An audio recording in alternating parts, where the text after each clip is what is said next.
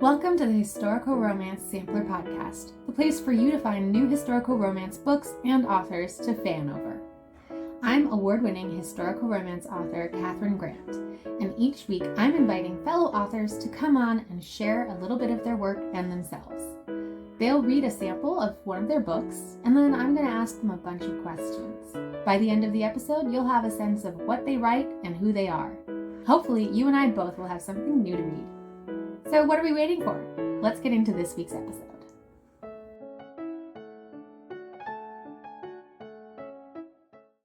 I am very excited. Today we have as our guest Evelin Laczi.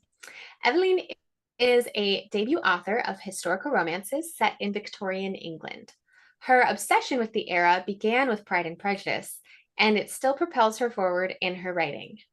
When not writing romance stories of dashing English gentlemen and improper ladies, she works as a film editor. Among her favorite hobbies are researching her family tree, watching TV shows and movies, visiting museums, and reading in coffee shops. Evelin lives in Budapest with her husband, and her debut novel, The Rose of Granborough Park, is out June 2024. Evelin, I'm so excited to have you all the way from Hungary today. Hi. I'm so excited as well. Thank you for having me.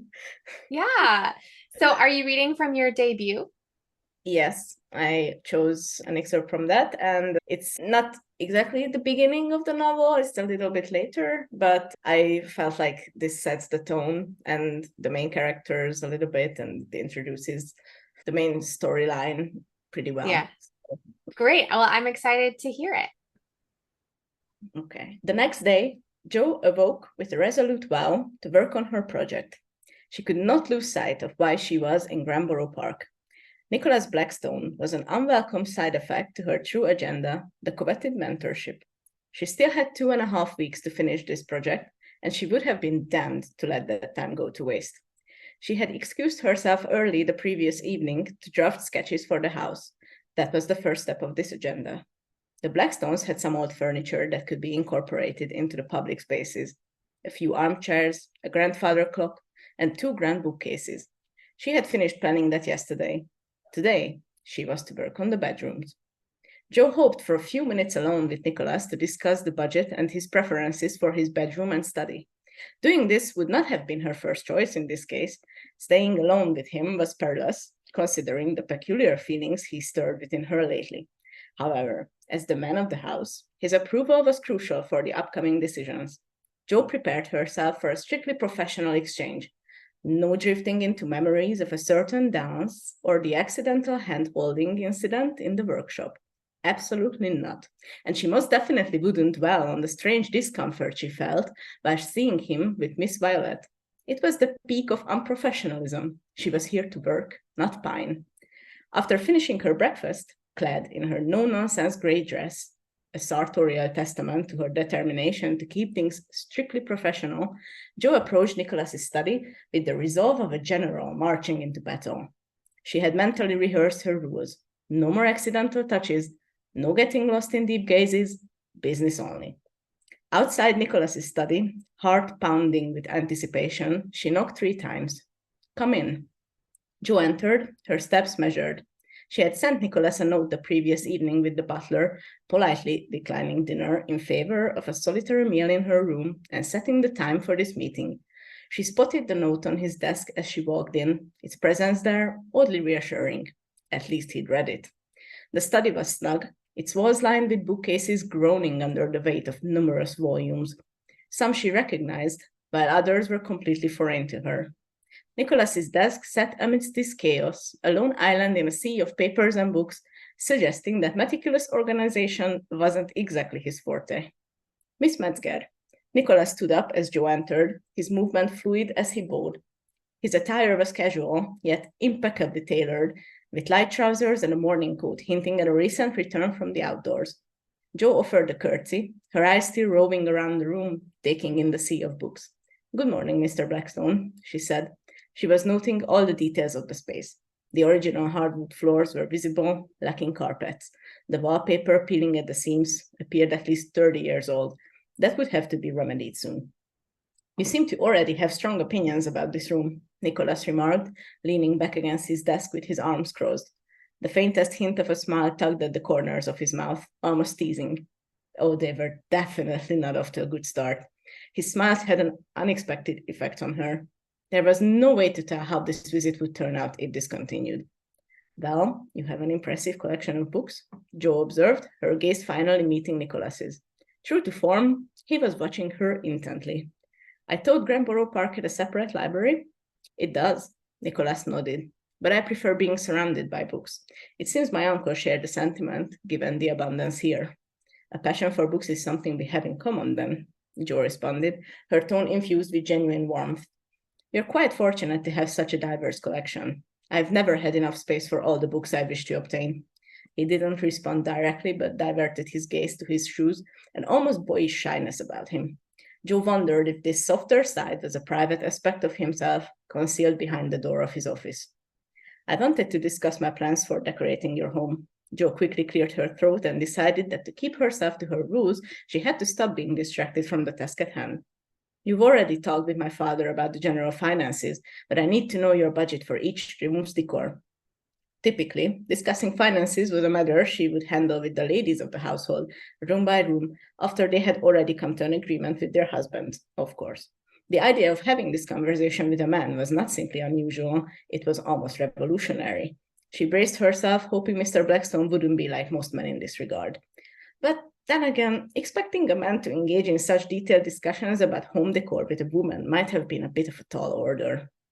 The sum I agreed on with Mr. Metzger was £200.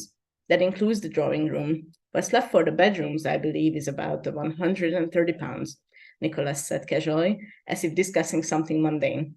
Jo swallowed hard. Papa told her to let her imagination loose and not feel constricted, but that figure was leagues beyond what she had anticipated. She had been under the impression that the Blackstones were struggling financially, but now she saw he had a very different understanding of a financial struggle than Jo. She fought to maintain her composure, though internally she was doing a dance of astonishment and glee. Would that be sufficient? More than sufficient, indeed, she said, her voice steady despite the dryness in her throat. She really would not have to hold back on her most ambitious designs. Her only constraint was the lack of time. You will have the highest quality of everything, I assure you. That's settled, then. His casual note sealed the deal, and the momentary silence enveloped them, their gazes inadvertently intertwining. This more relaxed, almost approachable Nicholas was quite disarming.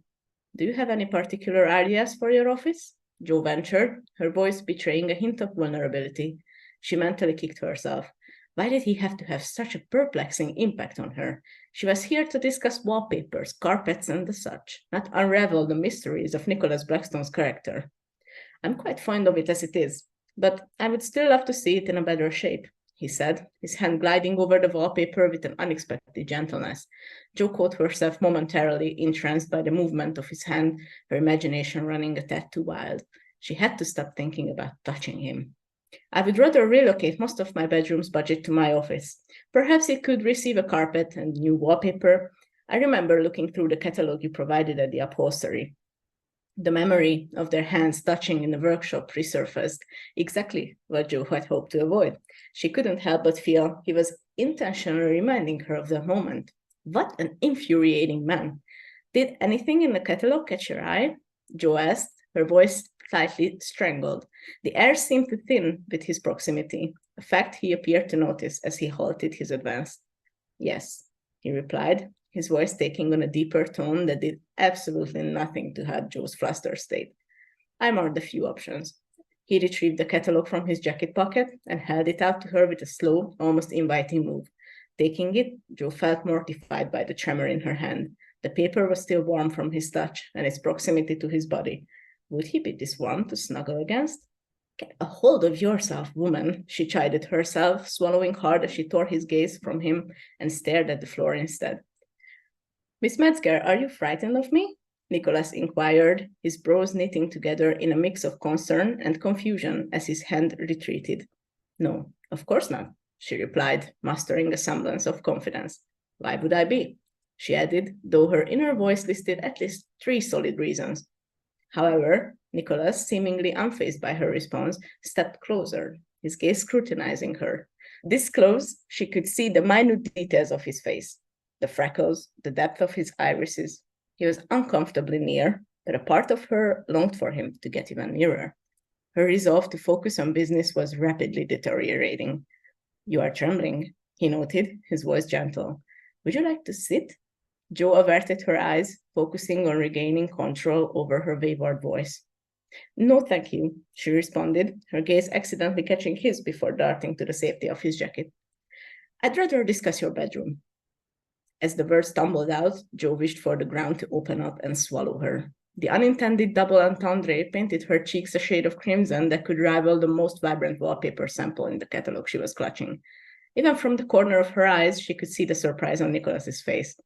"My bedroom." Jo inwardly cringed.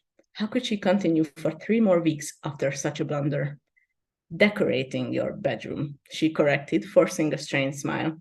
"You said you would rather not spend money on it, but I think we can split your generous budget between your bedroom and your office with ease." Nicholas's broad grin indicated he was relishing her discomfort.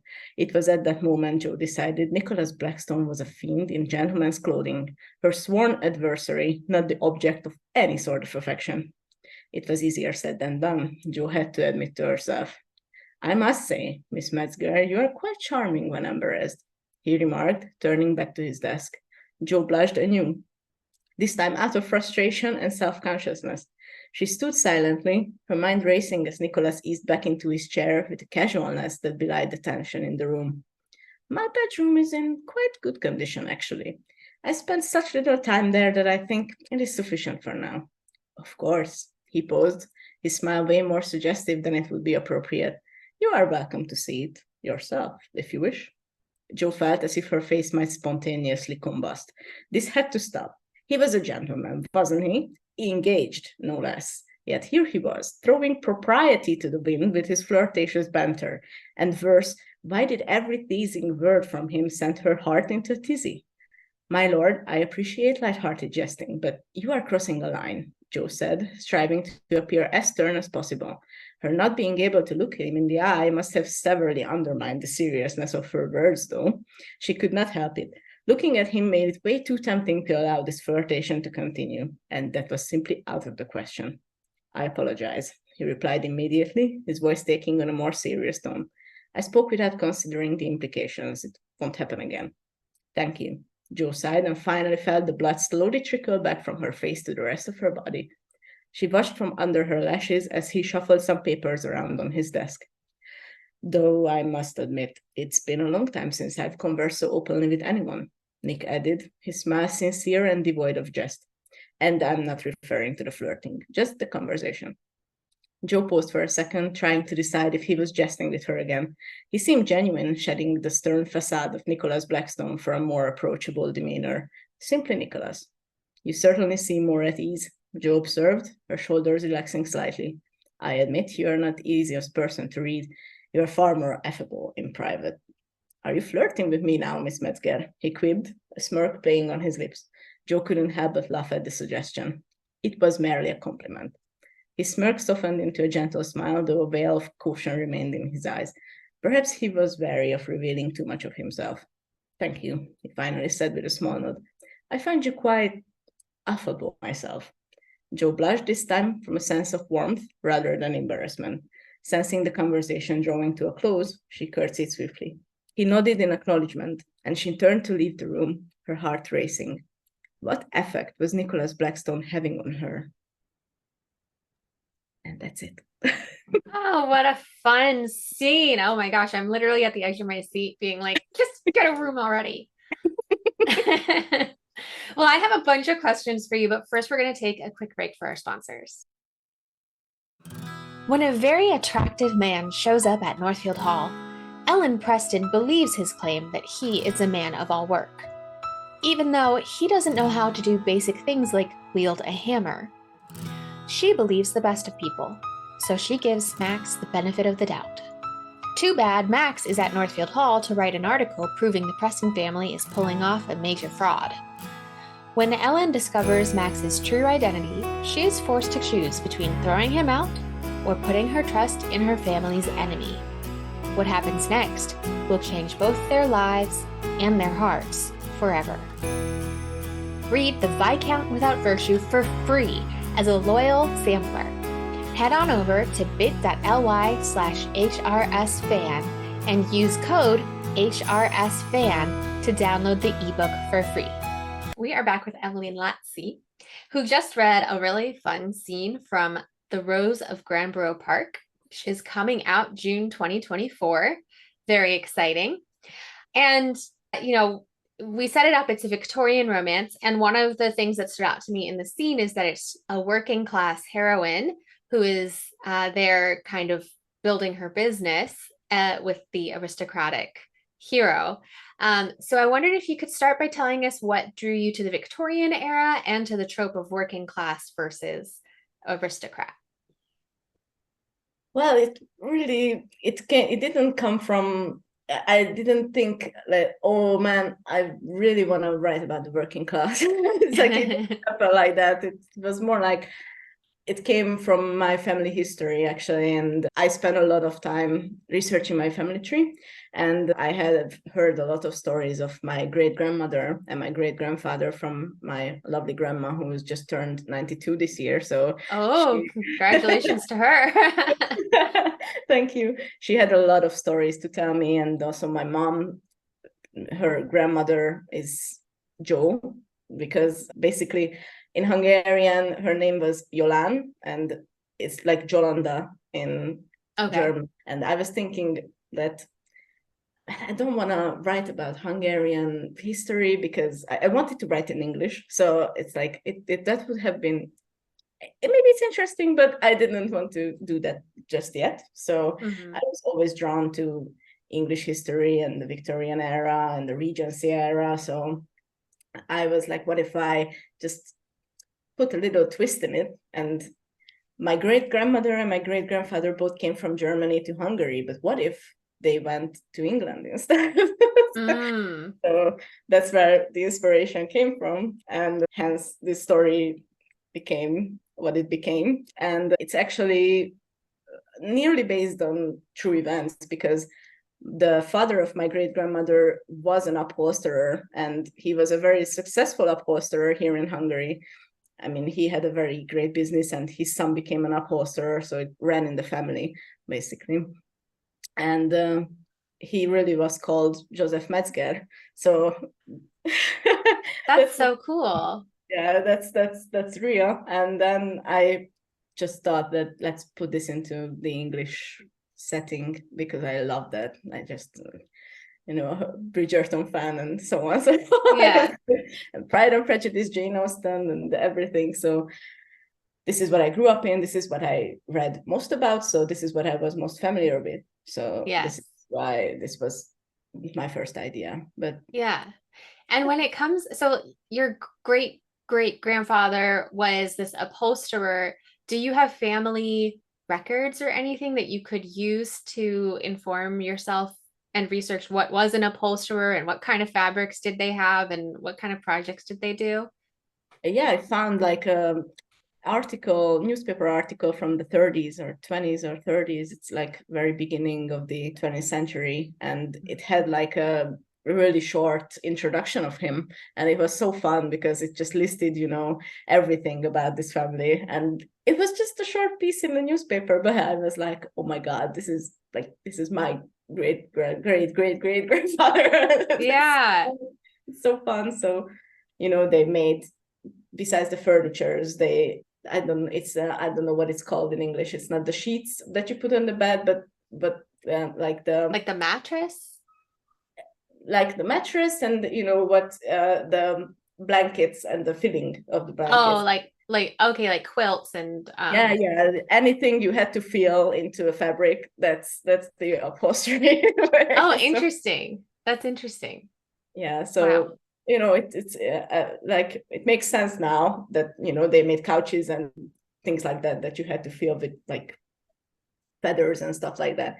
So that's what they did. And he even had, like, my grandma told me that in the cinema back in like the 40s, there was like an advertisement for my great grandfather's business that ran before the movies and between the movies. It's like that's very cool. Jingle and everything. It's like I tried to find that, but I couldn't find it, sadly. But Yeah, It's there somewhere. Yeah. Absolutely the inspiration. And I just thought that, what if his daughter wanted to go with the business, not his son? So this is how it Yeah. all. Yeah. And so you mentioned you wanted to write in English and set it in England. Can you talk about what I can't imagine writing in a language that's not my first language. So, what possessed you to do that? Like English is so like incorporated into my life is so deeply, because my sister lives in the US and she's been living there ever since like 2000. So it's like Oh, 20 wow. years now. She has a family there and everything. And so I visited a lot of times, and I just, English books were all I read throughout my teenage years. So it was very much in my blood, even though at home I can't really speak it anyway. So I wrote a lot of fan fiction when I was younger. So that was also in English. So basically all I knew all the time was writing in English. And it feels weird when I try to write in Hungarian. Actually, it's like it feels like off somehow. It Oh, comes more naturally to me in literature. So yeah. That's that's so why. interesting. Yeah.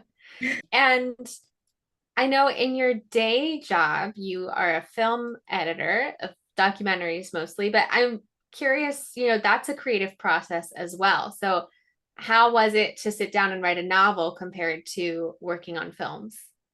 They're very similar, actually. Before I decided that I would try to do the indie publishing way, I was actually, querying this work. And even though I was not successful, I got back a lot of like very nice feedback. And one of the query agents actually replied that she could see my film background like glaringly from the way I wrote the book, because every scene is so vivid and it's so cinematic even. So it's very, very similar actually, to try to find the right scenes and put them right after each other so that they complement each other. It's the same as in films, except with films, me as an editor, I don't have really much power over what I put down next to each other. Right. Here, it's all up to me. So it's better and it's worse. In some ways, it's like it's up to me, but it's up to me. Ugh. Yeah. Wait, no one else is going to tell me whether I did this wrong. Yeah, I don't have a director sitting next to me. Like, don't put that there. Yeah. Yeah, that's interesting because I think of films as being very collaborative, and then writing novels is pretty uncollaborative. It's very much a solo project. Yeah, it's solitary. It's like, in films, we work so many people work on the same. Even in documentaries, which are a lot smaller than big Hollywood films and stuff like that. Not in Hungary, not Hollywood films, but like big Hungarian, fiction films. Yeah. But it's a small documentary studio, and we still have like a bunch of people just coming and going. And compared to that, when I, at the end of the day, just sit down and write at this desk all on my own, it's very different. And it's interesting that it's still very, very much the same feeling sometimes. But I think I will never be able to shed this. So my film background and the way I think about scenes and the creative plots and then the stories, the way I write them, I will never be able to just shed my editor ways. So Right. I will always be ruthless when I'm cutting the cutting and everything. So it may be better. It may be an advantage. Yeah. Well, so did you find that you wrote a lot that then you ended up cutting? For my second novel, yes. Mm. This was my first novel ever that I've written. So it was way shorter in the beginning. Like it was like half the length of. It was more like a novella kind of thing. And later, when I wrote the second book, I had to go back to this, and then I was like, okay, this is not enough. We have to do something about this. And ultimately, I think the plot really thanked me for this, because it helped the stuff along. And actually, the excerpt that I read to you, that was added on later. So something that didn't make the first round. Well, I'm glad you added it. It was a very yummy scene. I read that you also play a lot of video games like Baldur's Gate and Dragon Quest. Do you have thoughts on the video game narrative versus the romance novel narrative? And are they complementary? Are they completely different? What do you think about that? Well, I can't deny that I play the RPGs for the romance options. So that's an undeniable fact that if a video game doesn't have any romance options, then I'm out. I started with The Sims when I was like, I don't know, 6 or 7, Sims 1. And even from that point on, I was always looking for, okay, how do I get married? How do I have children? how do I do this the best way ever? It's like, how do I make my crushing Sims and everything? It's like, I've been a romance girl through and through from the moment I was born. So I think it's I love this tendency in video games that they are trying to incorporate this free will, and RPGs are just my favorite. It's like Dragon Age and Baldur's Gate. I could play it over and over again and just see the way that your choices make a difference and everything. And it's just, I can't get very immersed in a game unless it has this element, because I need to feel like I am making the choices much the same way as in writing, actually. So it's all up to me, and that's the best way. I mean, it's nice. It's like when I'm playing something that is not an RPG, it's not where I create my own character and make my own choices. It's like reading someone else's book. Yeah. I can enjoy that, and I enjoy them immensely, seeing what someone else comes up with and their stories that they want to tell. But ultimately, I feel so free when I get to create my own stories and based on my own decisions and my own taste. So there's absolutely an overlap there. So that was nice that you spotted that. Well, my husband plays video games. I don't play too many, but I did play Baldur's Gate with him for a little bit. And then I wasn't going to play it as often as he wanted. So he started his own game of it and started playing with his own characters. And I was like, well, did these two get together in your version? And he was like, I don't know. I skipped the romance part of it. And I was like, how could you skip the romance part of it? That was the most interesting thing that happened. Yeah. Yeah, especially with all the freedom in it. Like there is, no the sexuality, the gender roles, nothing matters, and it's so nice. It's so free. You can just go and roam free. Well, it is time, Evelyn, to find out how much of a rule follower you are with our segment Love It or Leave It. So, do you love it or leave it? Protagonists meet in the first 10% of the novel. Absolutely. Love it. I found that whenever I have to wait, like it's like already 15% and then 20%, and I'm like, where is it? Where is it? So even in this book, I think they meet in the first chapter. It's like, I don't know, 8 pages or something. So it's like I love it. I have DNF books because the protagonist just didn't meet. Like I was just reading for an hour and it's still like, oh god. So love it. Yeah. Okay. Love it or leave it, dual point of view narration. That's a tricky one. Dual is okay, I think, but anything more than 2 is off the charts. So I can't do like Game of Thrones style 20-person POV. That's like not my style. So when it's the 2 protagonists, I think that's okay because they are telling their story from different perspectives, which is great, especially when one of them is pining but the other doesn't know, and you get to see sides, and then it's interesting. But even though my first book is dual perspective, the second book is just one perspective, because there is a secret from the other for the other person, for the other protagonist. Oh, If I got to do the dual perspective, then the reader would already know. So it depends. It depends. So I like that's both. intriguing. But a little bit I lean forward toward like the one perspective, just a little bit. Okay. All right. Love it or leave it, third person past tense. Yes, love it. I try to write in present tense, but it just doesn't come to me. And I think first person is just. I feel like first person is for fantasies or something. I don't know. I've always picked up, like, maybe it's just chance, pure chance, but I always picked up fantasy romances that were first person, and always picked up historical romances that were third person past tense. So I just lean toward that, I think. Yeah. All right.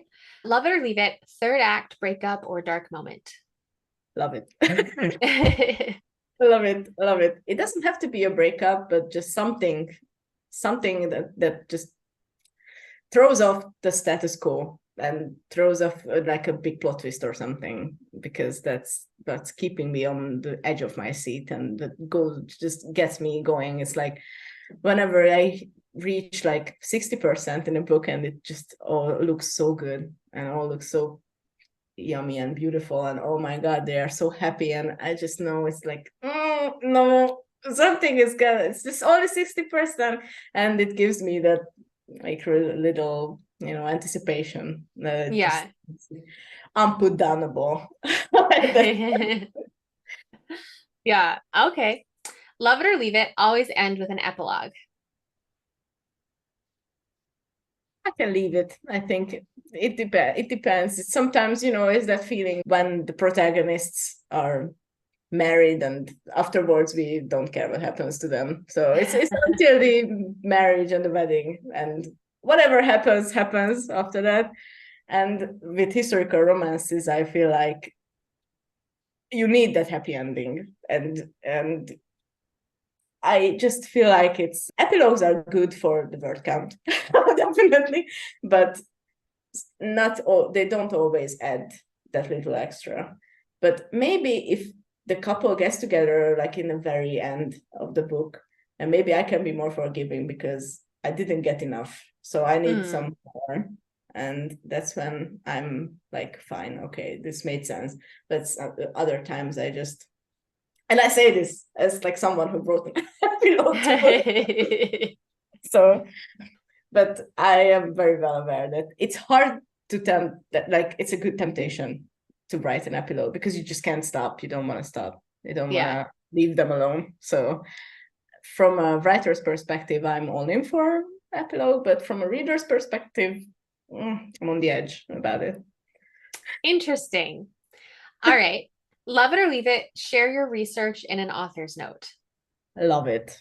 I think from all the research that goes into these books, especially in historical romance, you have this feeling that you want to share how much you read and how long you've stayed up all night and just read about these things and how they wore their clothes and what material they used and all of these, the littlest things. How did they did they drink coffee even, or did they just take tea, or like you research the most amazing things sometimes. Sometimes I research even the most stupidest things, but I am all in for showing that off, and I love reading about it even, so they give a little background context. I think it's very nice. Yeah. All right. Are there any other romance rules I didn't ask about that you think you break? Oh, I think there is one. I don't like two tropes that are very, very popular. I don't like love triangles at all. It's like, okay. It's like I might have had some bad, experiences with young adult romances when I was 17 or something. I don't know. It's like, that drives me off the wall. And the other is second chance romance. There's something about people who have already, shared their first kiss and all those intimate moments off page.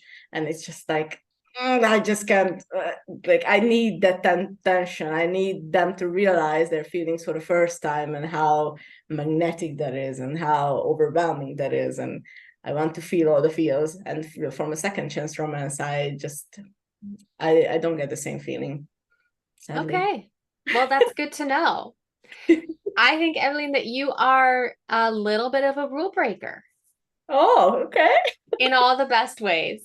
Oh, it's good to know. Well, I really appreciate you coming on the podcast. Where can our listeners find you and your books?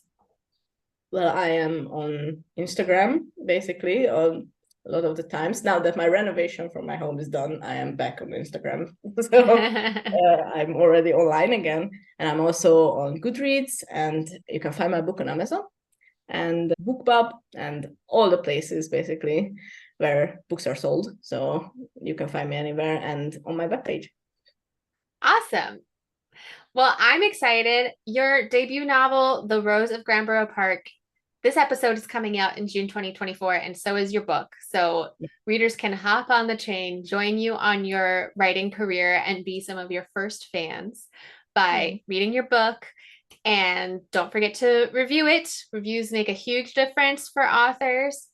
But yeah, thank you so much for joining the podcast. And I hope to see more of your books throughout the next few months. Thank you so much for having me. I had so much fun. As my first podcast appearance, this was amazing. So thank you.